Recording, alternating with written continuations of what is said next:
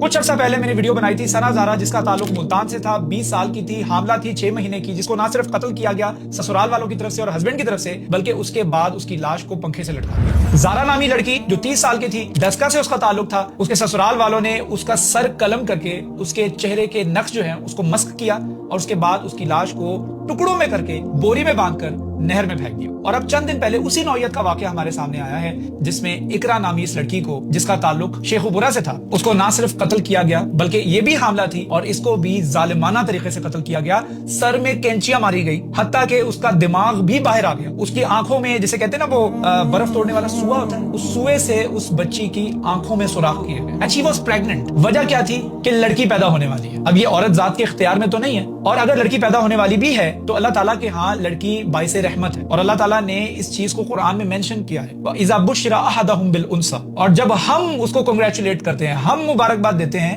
کس سے؟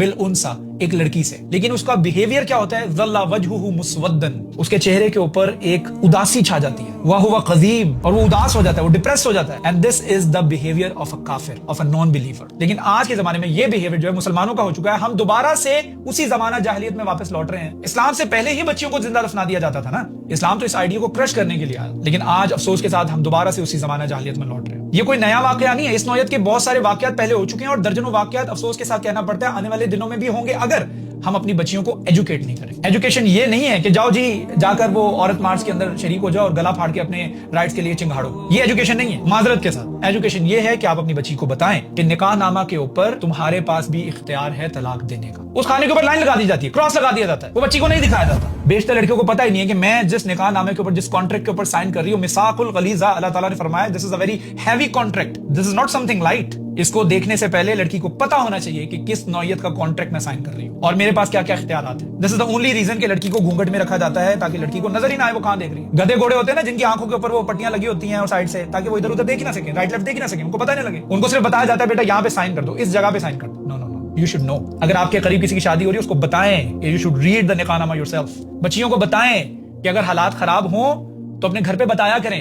اگر آپ کا ہسبینڈ آپ کے اوپر ظلم کر رہا ہے، زیادتی کر رہا ہے، ہاتھ اٹھا رہا ہے، آپ کو تشدد کا نشانہ بنا رہا ہے، تو اپنے گھر والوں کو بتائیں، نہ کہ چھپا کے رکھیں۔ لیکن ہم اپنی بچیوں کو امپریشن دیتے ہیں کہ بیٹا آج کے بعد تمہارے اوپر ہمارے اس گھر کا پانی بھی حرام ہو گیا، تمہاری اب لاش بھی نہیں آنی چاہیے ادھر، تمہارا اب یہاں سے کوئی تعلق نہیں ہے۔ دیکھو تمہارے باپ نے کتنی مشکل سے تمہاری شادی کی ہے، ایک ایک پیسہ جوڑ کے تمہیں جہیز دیا ہے۔ ہم اپنی بچیوں کو اس حد تک قربانیاں اپنی گنوا دیتے ہیں کہ بچی سمجھتی ہے کہ میرے ماں باپ نے تو مجھے بیانے کے لیے بہت ساری قربانیاں دی ہیں، اب واقعی میں یہ سارا کچھ برداشت کر لوں گی لیکن اپنے ماں باپ کو نہیں بتاؤں گی۔ And this is the only reason کہ ہمیں اس نوعیت کے واقعات دیکھنے کو ملتے ہیں کہ بچیاں بتاتی ہی نہیں ہیں اپنے والدین کہ ان کے اوپر کیا ظلم کیا جا رہا ہے۔ یہ بچی بھی قتل ہونے سے 2 سے 3 دن پہلے اپنے ماں باپ کے گھر گئی تھی۔ کیوں نہیں بتایا اس بچی نے اپنے ماں باپ کو؟ اسی وجہ سے کہ میرے ماں باپ ٹینشن نہ لیں۔ اپنی بچیوں کی خاص طور پر میرڈ ہونے کے بعد پرابلمز پر آنکھیں بند کر کے غافل نہ رہے ریالٹی سے، کم اس کی جان چلے جانے سے تو بہتر ہے کہ واپس گھر پہ آ جائے۔